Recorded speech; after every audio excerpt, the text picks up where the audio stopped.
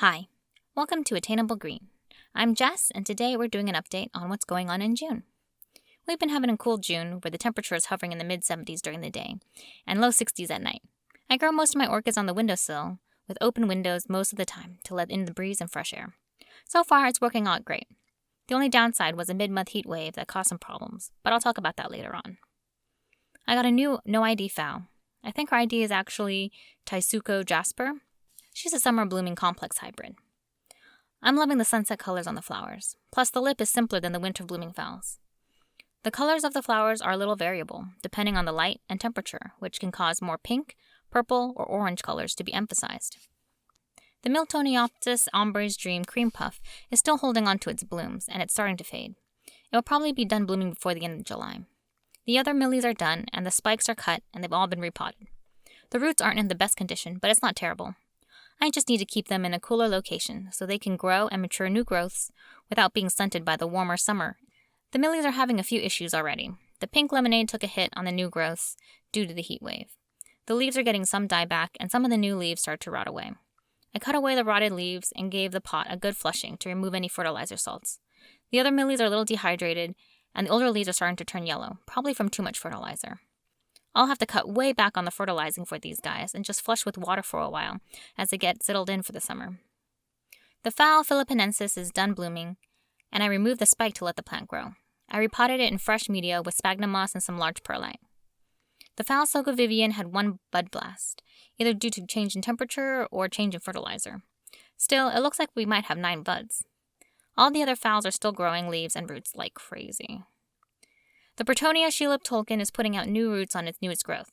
It hasn't been growing much as before the division, but I'm hoping it will still mature and pull through. The back pseudobulb has yellowed and some of the older growth is starting to die off. It's normal and expected in this case, so I'm not worried. It will survive and grow on. The Zygopetalum Adelaide Meadows is starting a new growth. That's so exciting. Also, the Zygopetalum back bulb is starting a new growth after doing nothing for 3 months after it was separated from the mother plant. It will be interesting to see how it grows since I've never grown back bulb divisions before. All of the Catasetums are growing like mad. This is its active growing season and it's one of the reasons why I enjoy growing them. Catasetums can grow very fast in 6 months. They are drinking a lot of water and taking a lot of fertilizer right now. 4 are not watered, 6 are bumping up to twice-a-week waterings. You can see the roots are going down into the pot. They're getting top-heavy too, so I might have to find a way to keep them stable as the season wears on. The Catasetum Portagee star crossed with Lucis is huge. Lucis is known for having large pseudobulbs with an inflorescence that can be up to 3 feet tall, so this hybrid is going to be a huge one. The Catasetum Frilly Dorris crossed with tigrinum, which I thought was spiking, is actually having a new growth. The leaves are coming out, so no flowers yet. I'll probably do a separate video on Catasetums since I don't want to make this video too long. All of them are looking healthy and growing well. I had to stake a few since they were starting to stretch a little. I'm going to stake a few more and put them in higher light conditions, going from an east-facing window to a west-facing one. The Dendrobium Touch of Gold is growing so well and so fast, I'm kind of amazed at how it's doing. The Dendrobium parishii lost all its leaves and a new growth has started. Looks like a bud is coming in too, so hopefully we'll have flowers in the summer. The Dendrobium anosmun Little Sweet Scent lost its 4-inch leafy growth during the heat wave. It got some sort of soft rot that spread throughout the leaves and it wilted and literally melted.